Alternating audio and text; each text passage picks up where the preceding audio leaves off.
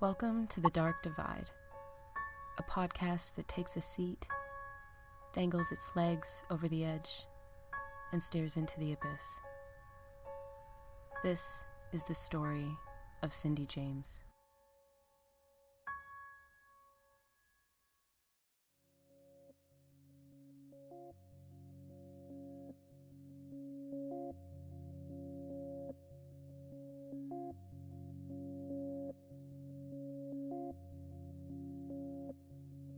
Gordon Starchuk was sweaty and exhausted. He stopped his jackhammer to pull out a rag from his pocket and wiped off his drenched forehead. Damn, he thought. This weather is no joke, especially against the blistering hot pavement. The summertime in the lower mainland of BC tends to sway between weeks of rain and peaks of sunshine, but 25 degrees Celsius was hot for June, especially for Richmond. "It's coming out just as fast as I can put it in," Gordon yells to his buddies on the site as he sets down his equipment and walks towards the trees for a bathroom break. Within seconds, Gordon would run back to the road, as white as a ghost. "Jesus Christ, guys. We gotta call someone. There's a dead woman over there." She was dead. There was no doubt about that. And even though this was the first dead body Gordon had ever come across, he knew right away this was no ordinary dead body. A quick second glance easily provided that proof to him. She was laying on her side, with her ankles and wrists fastened behind her. She had some sort of black material around her neck, and her body was covered with flies. Gordon couldn't understand it. The poor gal had obviously been there a while from the looks of it.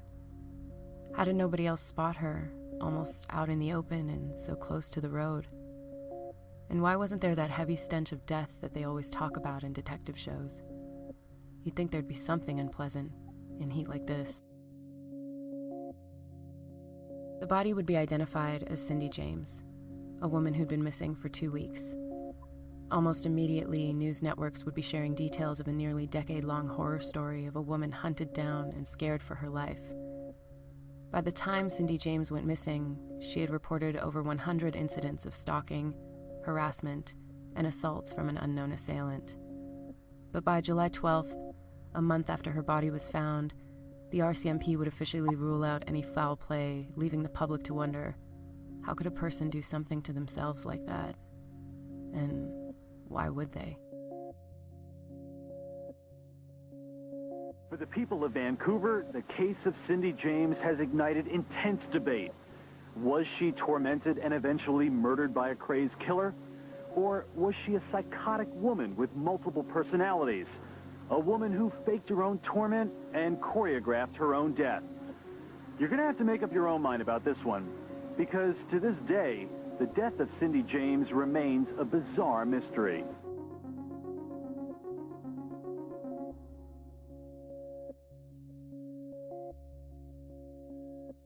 The investigation of her death would lead to one of the longest and most expensive inquests in British Columbia's history. It would be ruled inconclusive, with her family believing she was killed and the police believing it was an elaborately staged suicide.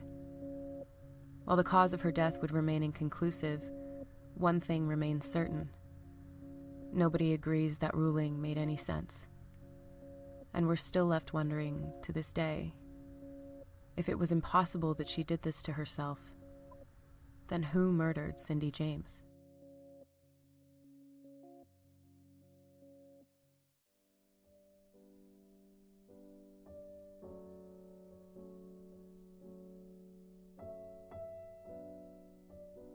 Even as a child, Cindy held a sweet and nurturing disposition, always kind and eager to lend a helping hand.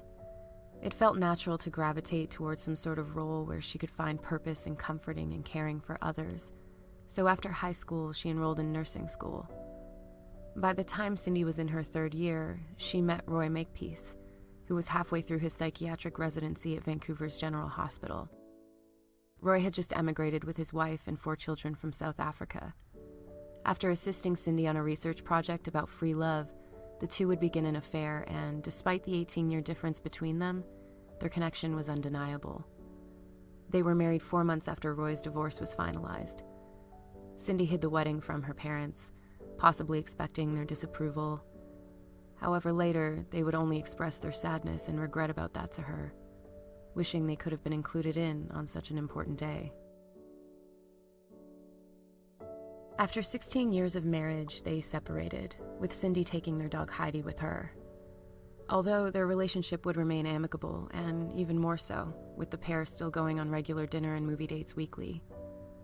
But what Roy once described as a match made in heaven eventually became what Cindy would call a bad marriage. Cindy would set out on her own for the first time ever in her life, renting the main floor of a house in East Vancouver as they would begin their trial separation in July 1982, just 4 months before Cindy's nightmarish story would begin. It wouldn't be until a few years into the stalking that Cindy would become convinced that maybe Roy had something to do with it. It's unclear if these feelings came from her own instincts or if it was a slow suspicion built upon the fact that the police automatically assumed from the beginning that if it wasn't Cindy herself, it must be the ex-husband. Roy Makepeace would be the first to ever accuse Cindy of multiple personality disorder and the possibility of being a danger to herself and others. Are you denying it? Oh, my God. I am certainly denying it. I always have denied it. I have absolutely nothing whatever to do with it.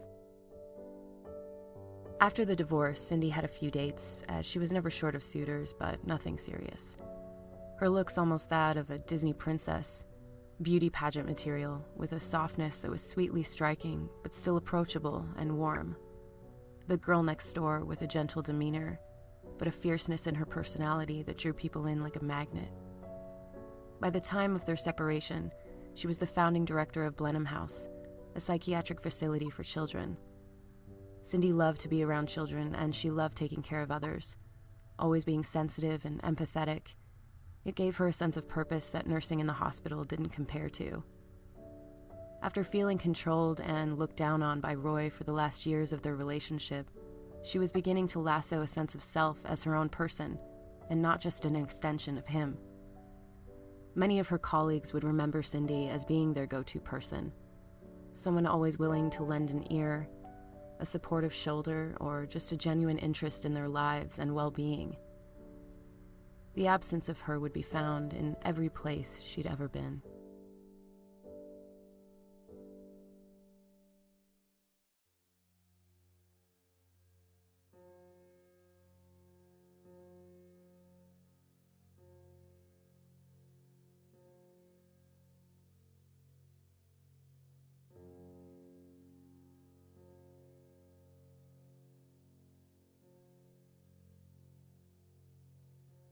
By October 12, 1982, Cindy would contact the Vancouver police for the first time to report threatening phone calls and break-ins to her home. On the 19th, someone had gained entry with a key to the house. Her pillow was slashed up, and the key was found on her bedroom floor. By October 31st, Pat McBride, a constable of the RCMP, would be sent to investigate. No useful evidence was discovered, but he did help Cindy install deadbolt locks and requested a larger police presence in her area. He would soon sublet a room in Cindy's home. Being recently separated himself, Cindy offered, assuming that having a police officer in her home could only do good and add to the protection. Eventually, the two would begin to date for a short time, but his presence would only amount to a couple weeks of silence before he too would witness events like her phone wires getting cut, knocking on windows, back porch lights being destroyed.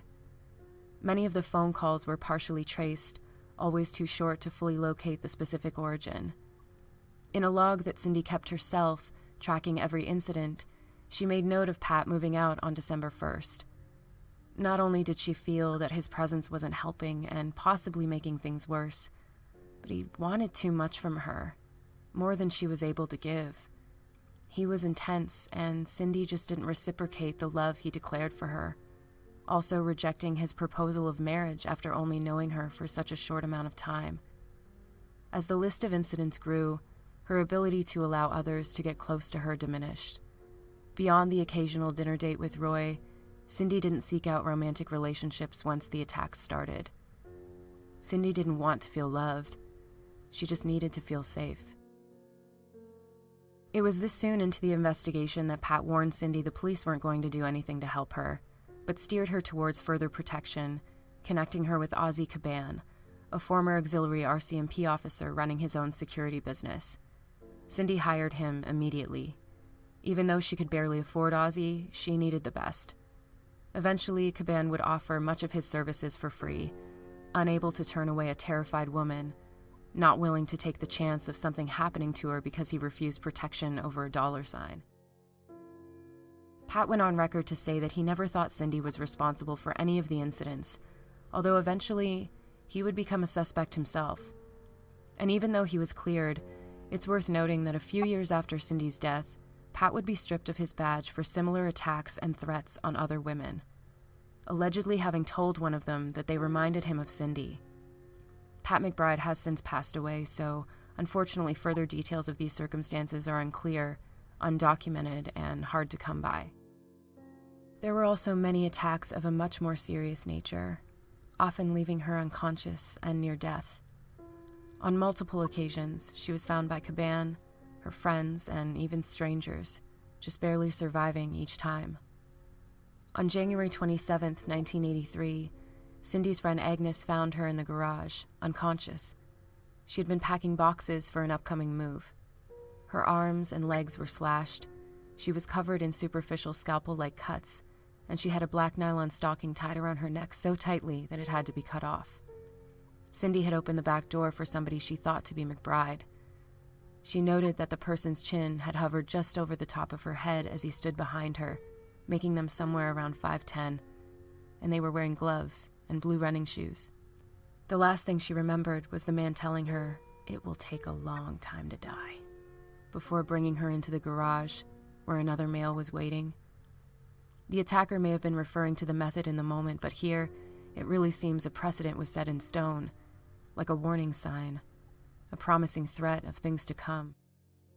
By February, Cindy had moved to a new house, but within days, threatening notes and phone calls continued. Cindy moved again in April, and for months her employer, Blenheim House, received threatening letters addressed to her. Eventually, her attacker would locate her new home and terrorize her further, going as far as to hang dead cats in her yard on multiple occasions, trample and destroy her garden, which she spent tireless hours working on. Ringing doorbells, booming thumps, the sound of attempted break-ins. Cindy would eventually stop reporting every incident to the police, figuring they had such a low interest in her case it would be futile.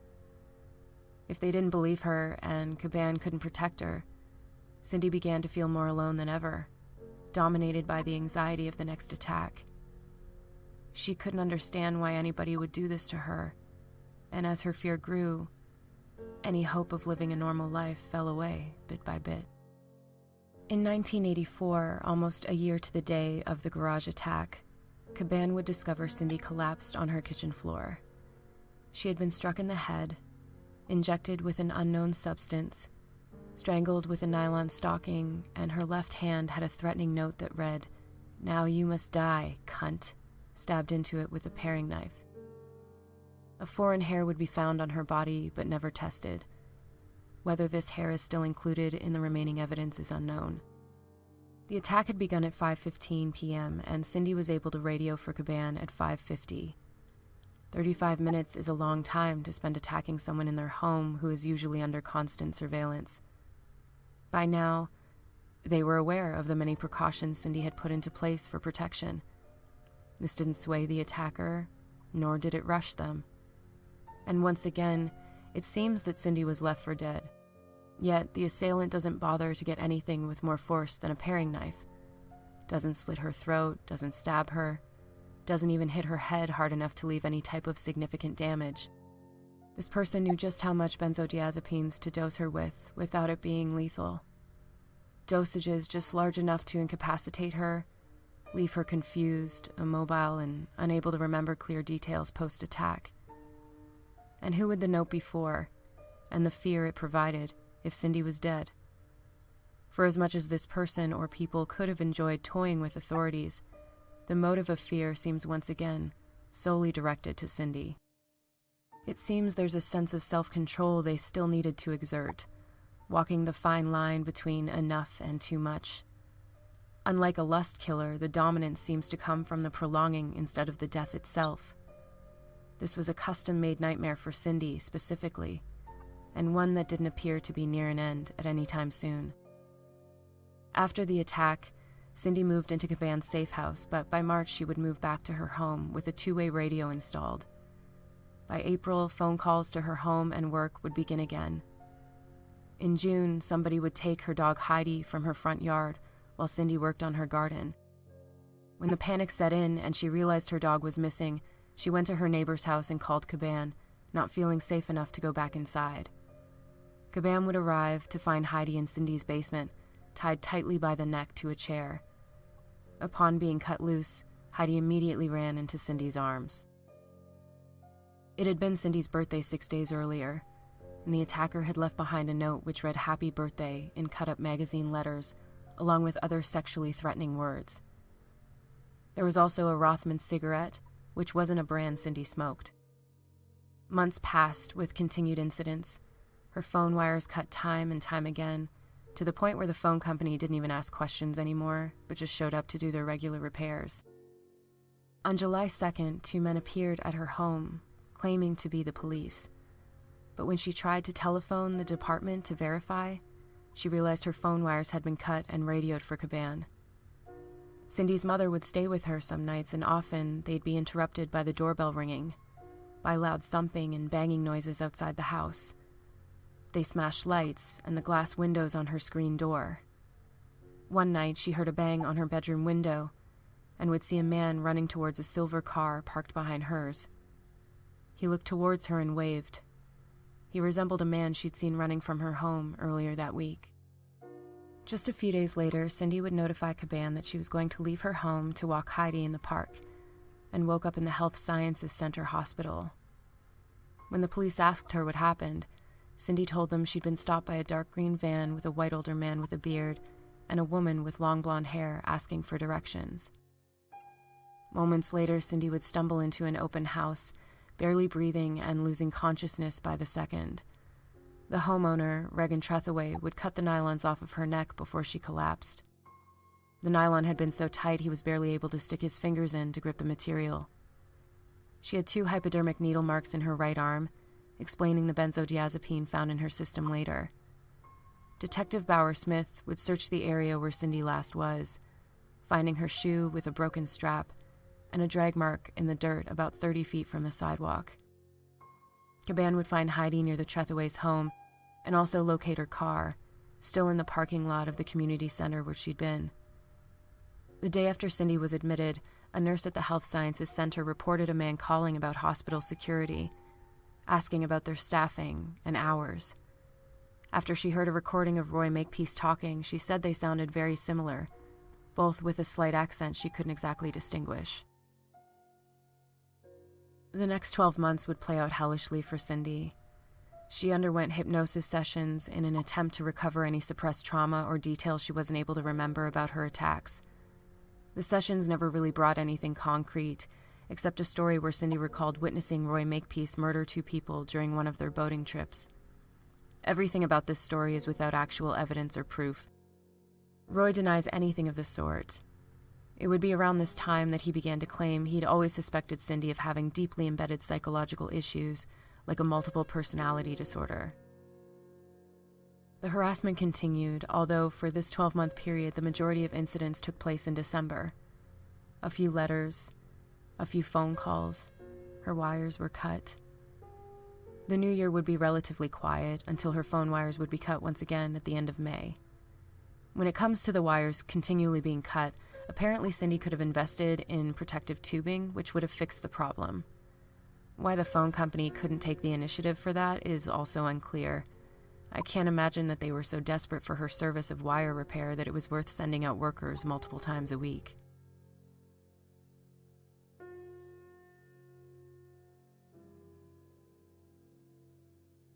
It had been 3 years, and she was tired of fighting to maintain any semblance of normalcy.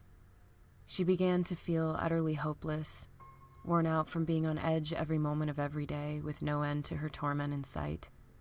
She became more withdrawn than ever before, stopped eating, and succumbed to the notion that the only way she'd ever have any peace in this world was if she was no longer in it.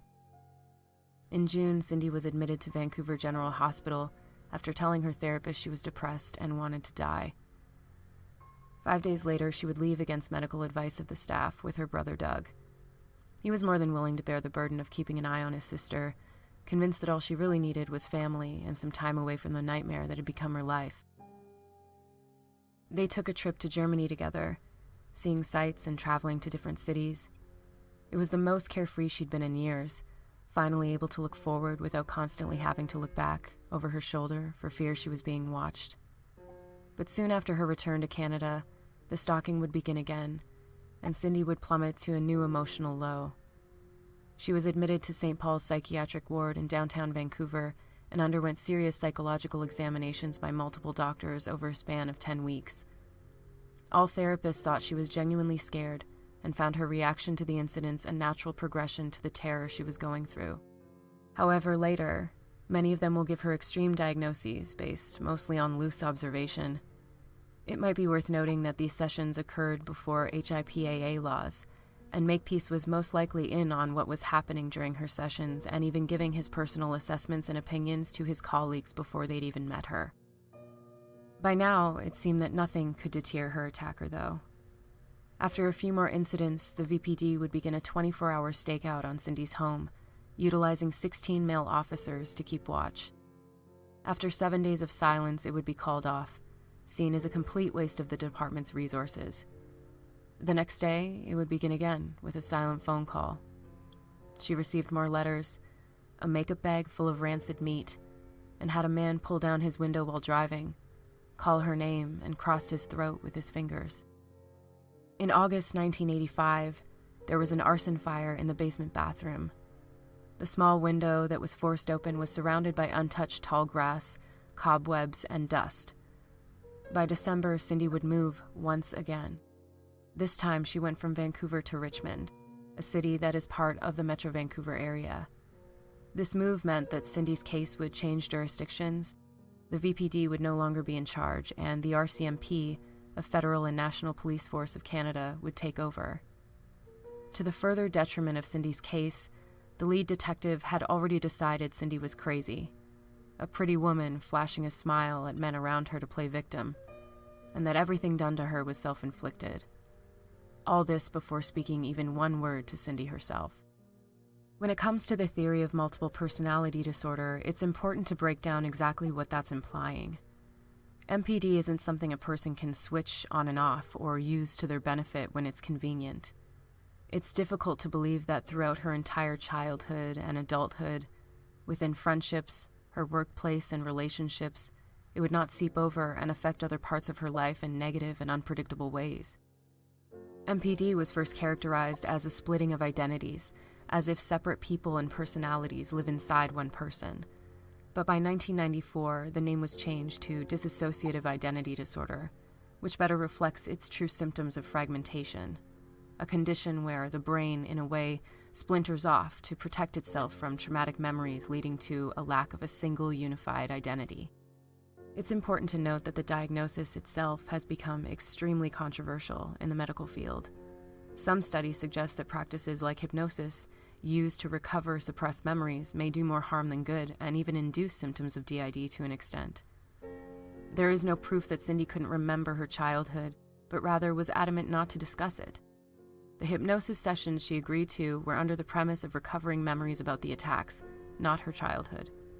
That lack of cooperation should not have led professionals to assume she was hiding information about traumatic events. In a way, disassociation is not a disease or disorder, but rather a mode of consciousness, affecting all of us to different degrees of mildness or extremity. And unfortunately, being as complex as it is, there is no specific test to determine DID, and it takes years of intense observation to confidently arrive at such a conclusion. It's also important to distinguish it apart from other mood disorders, such as post-traumatic stress disorder. On June 2, 1988, Cindy watched a TV special about PTSD in Vietnam vets and identified with many of the symptoms described, such as nightmares, anxiety, mistrust in people, flashbacks, anger, and suicidal feelings. That night, she wrote in her journal, "As the man said, It's not just the memories. It's breaking down under it that is so hard. I know what he means. Sometimes when the memories become overwhelming, I feel as though I'm only now allowing myself to feel the terror and pain that I couldn't deal with at the time.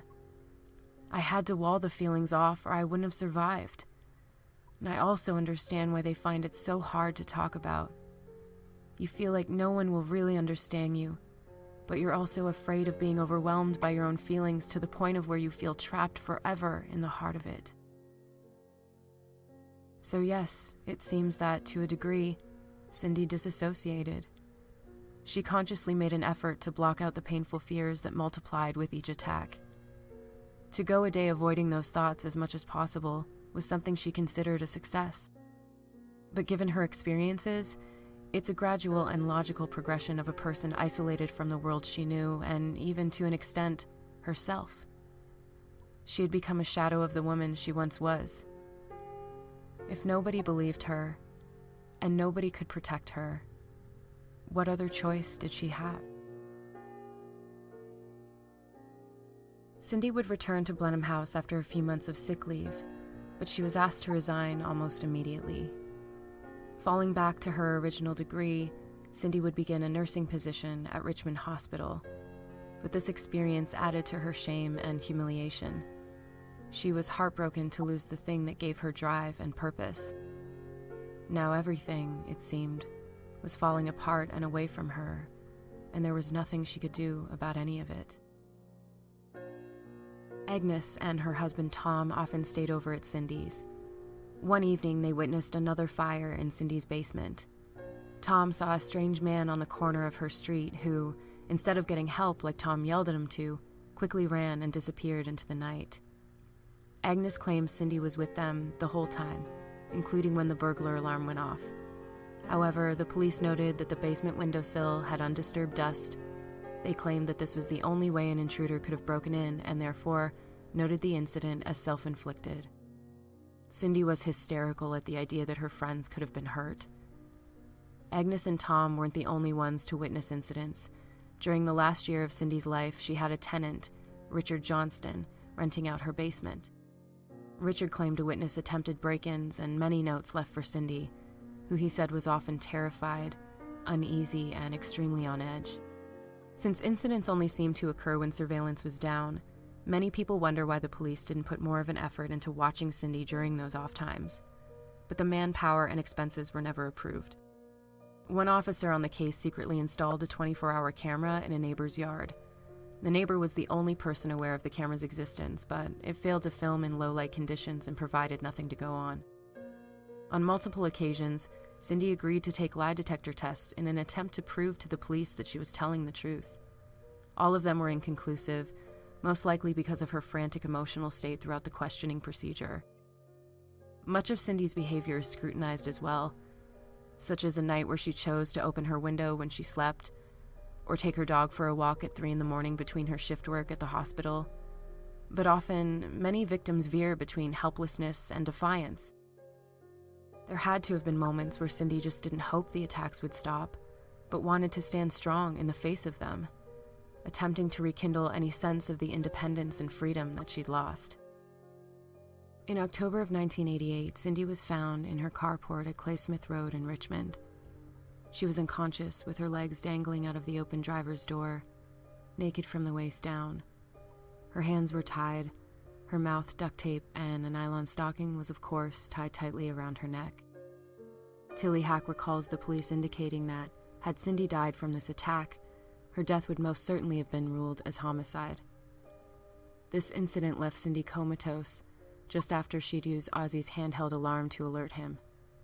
This time, the threats heightened as the male voice warned her that he knew how to find her family, and that her mother and her sister would be in danger if she kept trying to save herself.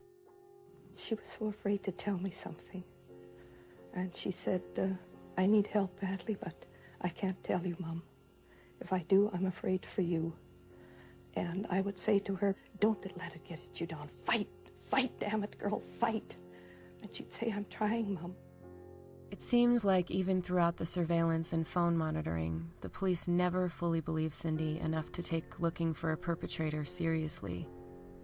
If the police had taken more time to dissect the manner of the attacks, along with the bits of evidence each attack left behind, whether physical or just characteristic, they might have been able to build a clearer picture of who to look for, whether in Cindy's life or otherwise. A lot of time was spent clearing Cindy, and she would be scrutinized under a microscope for the slightest type of behavior that didn't align with what they thought a victim of this nature should act like. She was often berated for not being able to remember useful details, although Cindy expressed that she feared the multiple injections of substances and being unconscious so many times for so long had severely affected her memory and brain functioning. Even so, after each attack, it's as if the most important suspect to eliminate was always Cindy. This perspective only provides logic if you remain in tunnel vision of one theory and does a disservice to seeing the whole picture. Had the police truly believed Cindy was a victim by someone else's hand, or, in the least, believed the possibility of an attacker was just as probable, they might have been inspired to gather more curiosity, extra ideas, or just better questions to ask Cindy and themselves. It wouldn't be until years later that Cindy's own family would hear a clip from a police interview about the attack. And like Cindy, they too would feel betrayed by those who were supposed to be protecting her instead of treating her like a deceptive criminal. It's clear that Cindy is traumatized and shaken. I remember thinking, oh my God. And then I don't think I really remember anything else. Maybe it's easy to get stuck on one instance where she left her window open, or that night she took Heidi for a walk. But Cindy adjusted her appearance, changed her name, moved multiple times, painted her car, switched her phone number constantly, barely left her house except to work, and rarely did anything without notifying Caban of the details. There must have been moments when giving every ounce of control over to a faceless monster was unbearable. Feeling powerless wasn't a natural state for Cindy. Her entire life had been built around the responsibilities of caretaking and being a source of strength for other people. Then Cindy was suddenly, and without warning, catapulted into a world where she had to live like a ghost. And many people want to blame her for forgetting to act like the prisoner that she was. With many victims of stalking, fear can come in waves. There are moments when a person cannot help but try to take the reins, grasp for any feeling of control and free will that resembles a familiar life. Cindy had dozens of extreme and limiting measures put into place. The risks she took could be described as careless, but in another light could also be described as carefully calculated. But occasionally, she'd attempt to steal back that sense of security, and she sought out normalcy. Whether that meant taking her dog for a walk or fixing her garden in her front yard. The joys she asked for were so small, and yet for some, carrying out those actions undoes any validity of her being scared or unsafe. Let me be clear, if it hasn't been made clear enough yet. People who are harmed and killed by their stalkers bear no blame. The simple truth is that there is no behavior set in stone for a stalking victim. Over time, Cindy began to display some of the most common symptoms: depression, hopelessness, memory problems, eating issues, flashbacks, confusion, and above all, an isolation like no other. Many people looking from the outside in cannot begin to comprehend the relentless terror that slowly affects every part of your life, because no matter what, you never feel safe. It's common for stalking victims to lose time from work or to not be able to maintain any routine when it comes to regular activities. Eventually, having a life seems impossible. You have to learn to comply with the unspoken rules that someone has hatefully forced upon you. Cindy wasn't stupid. Every time she made a choice to do things like walk her dog, drive to work, or even water her garden, she knew it came with the possible consequence of an attack. In the same manner that not every victim acts exactly the same, not every stalker has the same motivations or tactics. Some are motivated by romantic rejection, while others prefer the false intimacy stalking imposes on their victims rather than cultivating a normal relationship. The more dangerous types are stalkers fueled by resentment and humiliation, not shying away from any means necessary to get their point across. And finally, the scariest are those who are simply predatory. They don't desire a relationship, but instead total control over the victim, and they'll use any means of fear and violence to achieve that. Taking the manner of Cindy's attacks into consideration, it seems that Cindy's attacker was most likely someone who held predatory tendencies. They didn't shy away from violence. They wanted Cindy to know it would be their choice when it was over, and they seemed to be confidently a few steps ahead of law enforcement every time. Many professionals who worked with Cindy claimed that she did not act like a typical victim because she seemed to always be withholding information that could help the police's investigation. But the truth is, today, we know much more about stalking than we did during her experience. Statistically, more victims than not fail to report their stalking experiences because they think they don't have enough evidence, or that it's a personal matter law enforcement can't help them fix. Unfortunately, there's some truth to that. Over 60% of stalkers continue to harass and assault their victims even after legal action has been taken. If we're to imagine that there were only one theory, that there is an attacker, we'd have to construct an image of who her attacker was. It would mean we're dealing with someone who has access to police detail, like scanners, tapping lines, and other private information sensitive to the case. They have experience with breaking and entering. They use glass cutters, gloves, and are familiar with police practices on assessing a crime scene. They're methodical, meticulous. They have a careless disregard for law and a complete lack of empathy. They're most likely antisocial or in the least awkward when socializing. The chances of them living a double life are high, and even possibly being in some sort of caregiver role or a position of power over others. Given the style of the attacks, and the fact that sexually motivated strangulations often involve pieces of lingerie, there might be a level of sexual deviance involved with a traumatic past. Any testing was always inconclusive, but Cindy was sure that at least during one attack she was sexually assaulted, having found twigs and leaves in her underwear. They had access to drugs, needles, scalpels, and held knowledge of administration for doses, never giving a lethal amount, but still enough to leave her unconscious and affect her memory. And most importantly, they knew Cindy. They knew of her family, her schedule, her workplace, her friends. They felt confident enough to be found around those places and people without it surfacing suspicion.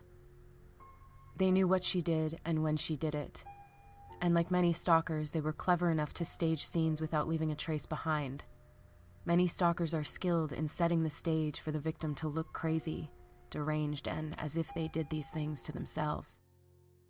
Although several serial killers were active in surrounding areas during the time of Cindy's attacks, it doesn't seem likely that any of them fit the timeline. However, no investigations were done regarding those possibilities, and no research was done regarding nylon purchases or known criminals in the area. Cindy's life, and most of the people in it, were barely looked into. Even though the police claimed the last reported incident was her alarm going off on May 10th, Cindy's sister discovered that her personal calendar notes a hang-up call on the 23rd. Cindy hadn't told anyone about that phone call. Caban claims that the last conversation he had with Cindy, she sounded strong and determined, telling him, "I am prepared to talk and prepared to fight." Caban believes that her phone line may have been tapped, and that this newfound sense of determination and willingness to share more information may have been her undoing. Cindy's younger sister Melanie would receive a letter from Cindy in the mail, on the bright purple stationery she'd gifted her the previous Christmas. It was dated May 20th, and it read, "I'm still being harassed from time to time by someone trying to break in here, but I think we've come up with a solution if it doesn't cost too much. We're going to wire in a sensor, an infrared detection system. If the outside light bulb is turned off, an alarm will go off for me, so hopefully we'll know when someone enters the backyard, and we can quietly call the police when he's busy doing his thing. I'm really hopeful we may actually catch him soon. Wouldn't that be wonderful? I could actually start living a normal life again. I've almost forgotten what that feels like. The police have been pretty useless, so it would be wonderful to hand him over on a silver platter, so to speak." This would be the last time Melanie would ever hear from her sister. Days after reading the letter, she would learn that Cindy's car had been found abandoned in the parking lot on the 25th. and she was reported missing.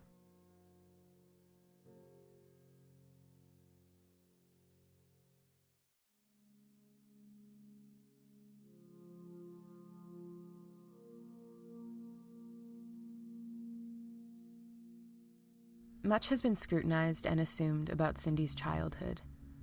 There isn't a lot known about Cindy's family, and even though Cindy was often pushed by psychological professionals to share details about her childhood, she refused to go deep. Her omission of information often led them to assume that something traumatic or catastrophic happened to her, but Cindy assured them that wasn't the case and certainly wasn't the cause of any depression she suffered from. She did divulge that she remembers having night terrors since childhood, holding a tendency to withdraw and internalize, and had a hard time speaking up for herself often. And she did see similarities between Roy's personality and her father's, characteristics of control and belittlement that she didn't like. However, these admissions are nowhere near enough to support any childhood abuse or trauma. The few accounts we have of what their family life was like comes from her sister, Melanie. When Cindy's stalking incident started, her parents were the first people she told. She went through great lengths to protect them from the danger she was in. According to Melanie, Cindy would often recall incidents to her with disdain, assuming her mother had already told her, but Melanie would often have no clue. Like many families, communication could be a major problem among them. In Cindy's family, talking like that could be interpreted as gossip instead of sharing. Discussing it behind Cindy's back, so to speak, would have been a breach of her right to privacy. In Melanie's words, "We'd all lived our own lives and interacted when it suited us. We'd shared what we wanted, when we wanted. It was probably one of the reasons why Cindy's harassment escalated to the point that it did." Nobody had the full picture of what Cindy was going through, and her family was included in that. It was also extremely difficult for Cindy to talk about her harassment. She was selective about what she shared and with whom, with the intention of protecting them from the worry and sadness she suffered constantly. And they eventually stopped asking, because reliving the trauma was so challenging and exhausting for Cindy. Her family, assuming that her medical team and the police were handling things efficiently, figured the best thing to do would be to stay out of the way and leave it to the professionals. Cindy Elizabeth Hack was the second oldest of 6 children, none of which came forward to report any strange behavior ever witnessed, and the idea that Cindy had self-inflicted this experience via an extreme mental disorder was preposterous and troubling to them. By all accounts, she had a healthy relationship with all her siblings, as well as her parents, Otto Hack, and her mother Matilda, whom everyone lovingly called Tilly. Being a military man, Otto and Tilly had many travels abroad throughout his career. They were married for 68 wonderful years before Otto passed away shortly after Tilly's 88th birthday, and just before his own 90th birthday. Melanie recalls her father saying, "Well, at least the important one was celebrated, Mom's birthday, and our anniversary," almost as if to say that his birthday wouldn't be significant. And as time went on and Otto's physical health remained on a steady decline, he expressed sensing Cindy's presence, finding it comforting that it only got stronger and stronger as the end came closer. He was still doing so well mentally that he was able to have some wonderful conversations with Melanie before his passing. They talked a lot about Cindy, the book Melanie was writing about trying to find her killer, and his existential suffering around the limitations and dependency that his health was causing him. Months before, he had prepared letters for each of his family members, just in case he wouldn't have been able to delve into the conversations with them. He had the chance to tell her that there was no fear in dying, as he refused pain medication in those last days, suffering with grace and dignity, full awareness and feeling life for the last time, even if it meant hurting. Melanie spent days at his bedside, not realizing that they were his last and that the end was so near. Otto passed peaceful and prepared, ready to be reunited with his daughter, waiting until both Melanie and her sister Marlene were at his bedside, just as he promised them. Melanie also expressed being grateful and honored to watch her mother go from the frustration and confusion of Alzheimer's to a peaceful state of feeling loved and safe. No stranger to grief or death herself, she would still feel a hole in the shape of her parents in her heart that would never be replaced. After Cindy's death, Melanie would go on to start a blog about dealing with her own grief and sorrows to help others through their healing. building a purpose out of her desperate searching for any answer she could when it came to the mysterious and horrible loss of her sister. It's a beautiful and vulnerable testament to the ways pain can be useful and powerful as we meander through our own human experiences of life's confusing endings, and how, even when we think we cannot or don't know where to look, it is still possible to find hope.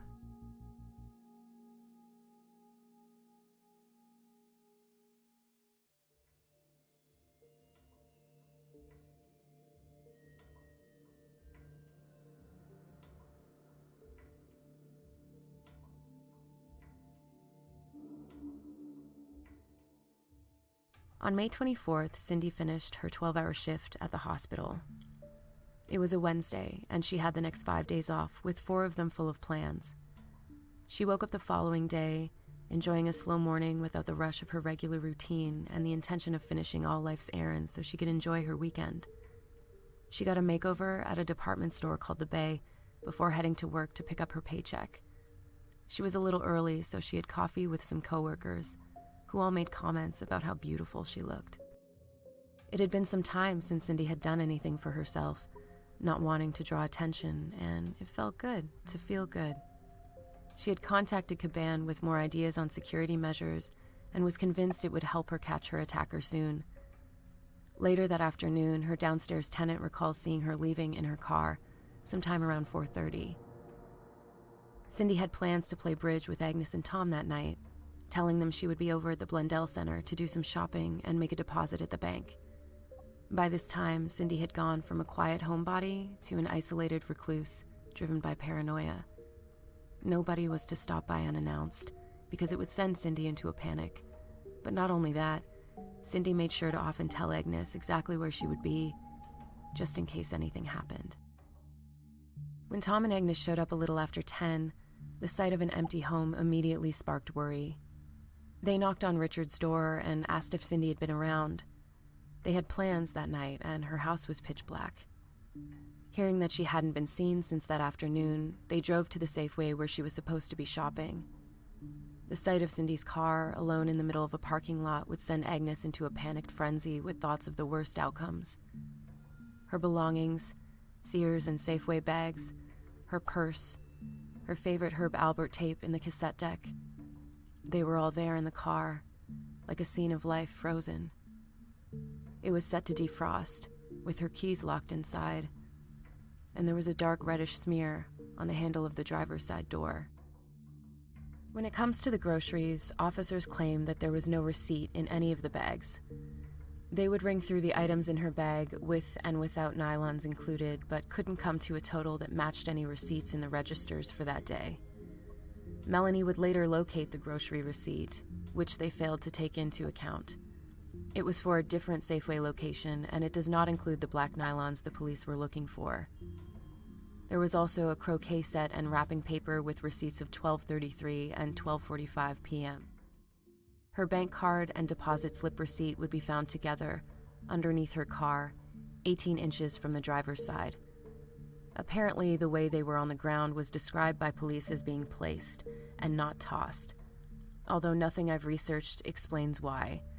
I can only assume they mean the receipt was flat underneath the card instead of folded around it. How police can predict the way something would fall every single time, without fail, is beyond me. Stranger things besides a paper not fluttering away from a plastic card have happened. She also could have been holding it while attacked, making it slip from her hands or fall from a much shorter height. When police investigated the people who'd been using the bank machine around the same time as Cindy, they discovered Barry Leroy. He used the machine right after Cindy and told police that he saw her walking to her car. He didn't recall seeing her drive away, and noted that the parking lot was empty of cars, traffic, and pedestrians. He would be the last person to ever see Cindy James alive. The blood on the car door would not be tested, nor would the 6 Camel Light cigarette butts from her ashtray. And after May 29th, there would be no additional searches for Cindy. Otto offered over 500 military men to search, but the RCMP declined. Later, this would amount to a massive mistake. Not only would Cindy remain missing for 2 weeks, but if her body had been discovered sooner, It might have changed everything that happened from that point on.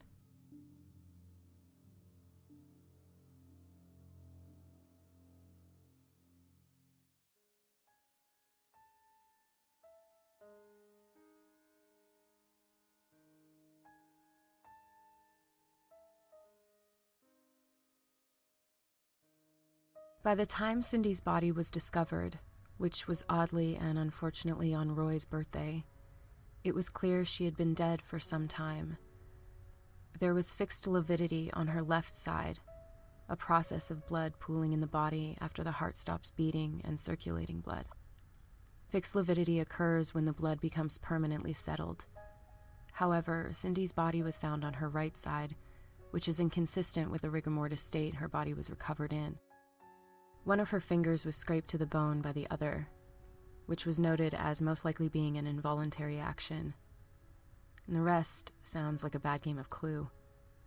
Found near her body was a McDonald's cup in the woods, suspended in bushes, a soft drink straw found near her, a nylon stocking around her neck, and both her hands and feet were bound behind her, and they were also bound both together, which would have made it impossible for her to stand up or fully extend her legs and arms. These materials were not tested. Just days after, Melanie and her siblings would search the area where her body was found, discovering several discarded syringes that the police had failed to collect. Medical examiners would return the clothing she was found in to Otto shortly after the investigation. Cindy's father would throw it out, not wanting such a devastating memento of his daughter's death. For a case in which police claimed that there was a severe lack of evidence, they did a pitiful job of utilizing the evidence they did have.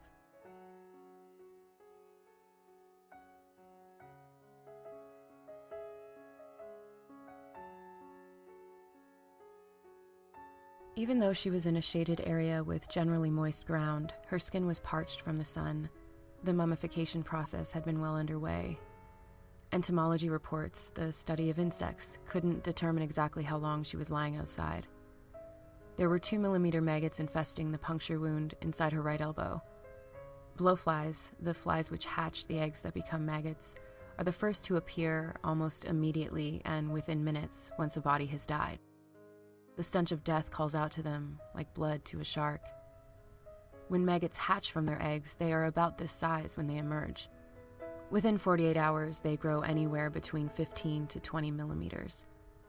Maggots feed off of the flesh and can usually consume up to 60% of the body in less than 10 days. It's even normal for the first batch to eat and remove up to 90% of the corpse's body weight within that amount of time and then migrate away into the soil, sometimes 8 to 10 meters away or more. The grassy area she was discovered in was close to a 4-lane intersection.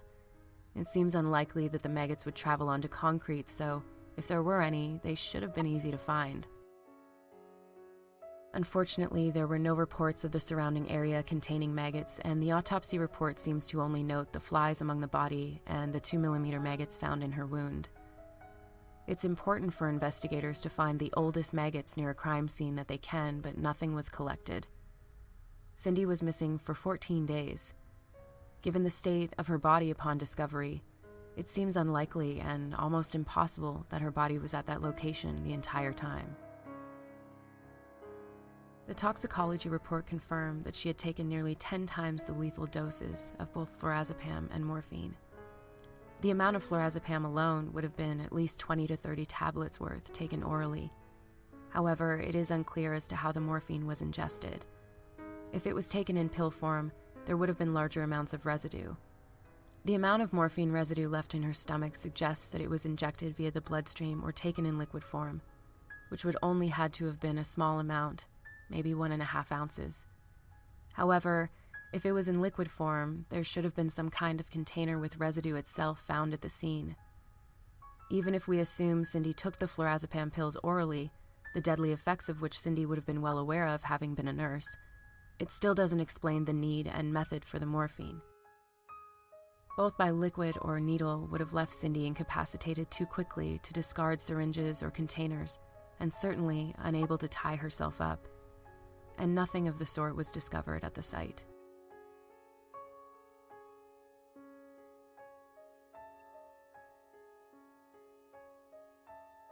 More evidence than not seems to point to her body being dumped and that this was a secondary location after she'd already been dead for some time. A man lived in a blue van just feet away from Cindy's body for 2 weeks and never saw it or smelled it even throughout the June heat waves. But by the time of the inquest, his statements would be lost by police and he would disappear. There was an abandoned house near her as well, in which local kids usually hung out in, and it was confirmed that at least one party was thrown there during her disappearance, but nobody saw the body.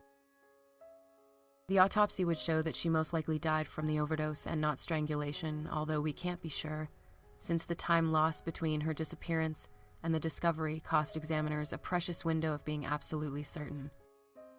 But despite this and more, police would still conclude that Cindy had somehow walked away from her car that night to a random area over a mile away, administered the drugs, tied a nylon stocking around her neck tightly enough to almost cause suffocation, and hogtie herself. Even if Cindy had been suicidal around the time of her death, this method is utter overkill.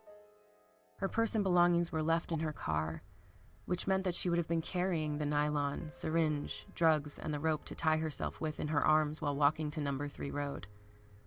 I personally visited the Blundell Center, surrounded by bus stops and shops, and I took the walk to No. 3 Road where her body was discovered.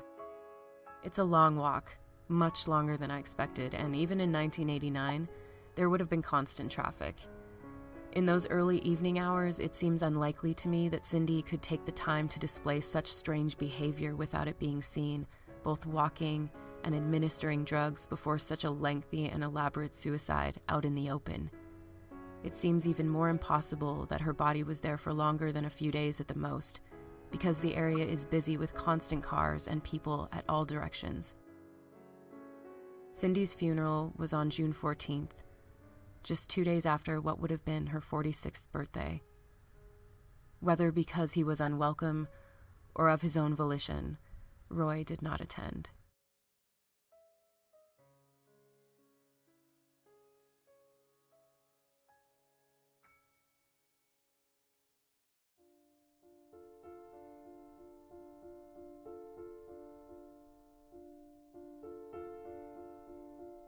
The mystery surrounding Cindy's death would lead to a 40-day inquest, costing British Columbia over $120,000, which still holds up to be the most expensive inquest of the province to date.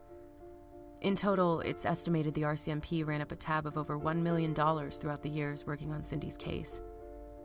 An inquest is a judicial process to determine the cause of death, although Cindy's family felt it was as if Cindy was on trial herself, and that it was more about proving her to be crazy and self-destructive, instead of taking all possibilities into consideration. The inquest was split up into 4 parts. Part 1, the most prominent incidents investigated. Part 2, the death scene and RCMP investigation. Part 3, her personal history and family background.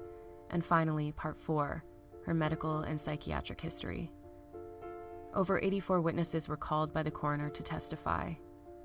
According to Cindy's sister Melanie, 2 people who testified at the inquest requested and were granted legal protection, so their testimonies could not be used against them in future court proceedings.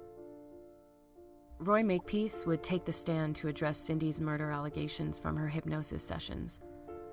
There he would state that she clearly had multiple personality disorder and was resentful about the lack of psychiatric care that she received.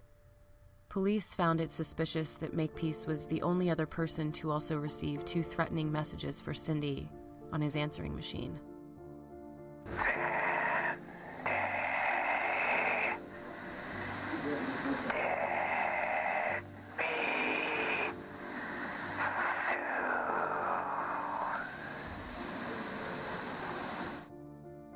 But Roy had been out of the country for a few of the incidents, including the fires in her basement. There was speculation that he could have hired accomplices, but it couldn't go any further than that. Being one of the few who had access to and deep knowledge of the kind of narcotics Cindy was also dosed with, it seemed probable. But with no way to fact-check her hypnosis story, and no real concrete evidence against him that their relationship was anything but peaceful even after their divorce, Roy was cleared almost as quickly as he was accused. During Part 3, there would be a court demonstration by a knot specialist to prove that it was very much possible for someone to tie themselves up in the fashion that Cindy had been found. He was, however, not knowledgeable about doing so under the influence of drugs or alcohol, and it's important to note that the knots in the demonstration were different than the exact knot style of Cindy's ligature. He admitted to feeling dizzy after tying his neck, but it didn't impair his breathing enough to keep him from successfully hog-tying his hands and feet. However, this man was prepared and entirely sober. One would also have to assume that even if Cindy might have had up to 30 minutes before the dosages kicked in, she would have been slowly and increasingly woozy and clouded. Not only was Cindy no knot expert, she would have been fumbling and slow. According to Melanie, it took him approximately 3 minutes to tie the knots. He approached it very methodically, first creating loops for all 4 limbs, connecting them, stepping through with his legs and sliding his hands through the loops behind him in order to fall over onto his side like Cindy was found. After 40 long days, the inquest would come to an inconclusive decision. However, it seems that eventually Cindy's case was closed and ruled as a suicide. It should have remained open because of the inquest ruling. But like many of the tunnel vision decisions made by the police about her case, they'd already made up their mind. Having a closed case makes it much harder to reopen it for further evidence testing. The fibers, the hair, possible DNA. There's material out there to be tested thanks to the changes of modern technology in the forensic world. But one lawyer representing the police department would argue that in this case, there was no more evidence to be found. Even in death, it seems Cindy's voice remained unheard and dismissed by those who were supposed to protect her the most.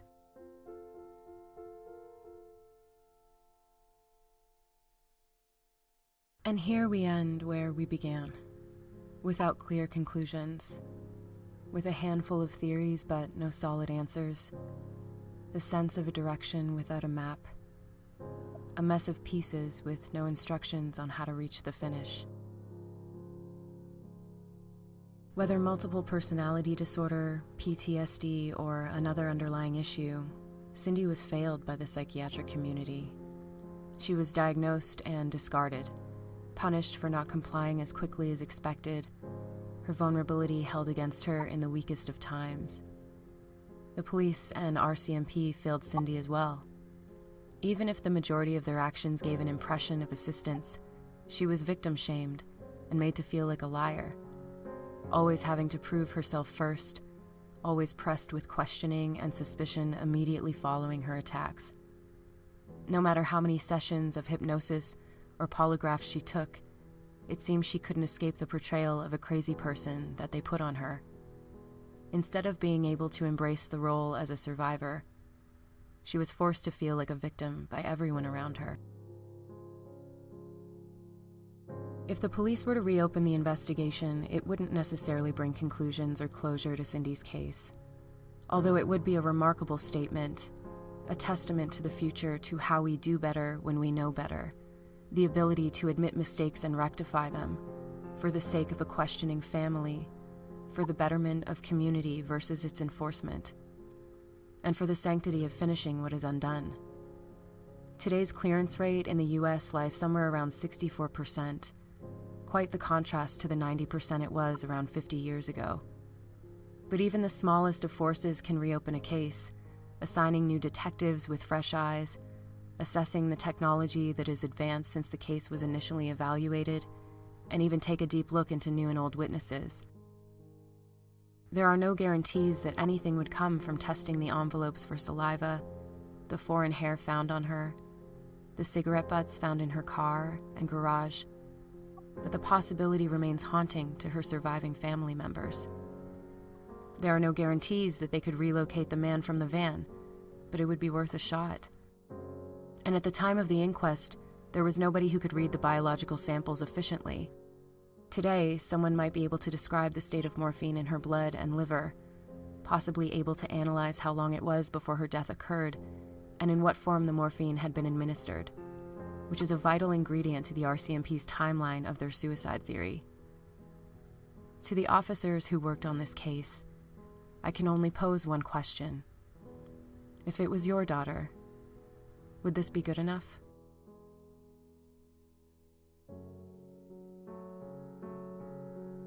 While packing and sorting up her mother's things, Melanie came across a poem by Tilly Hack called My Thoughts on You.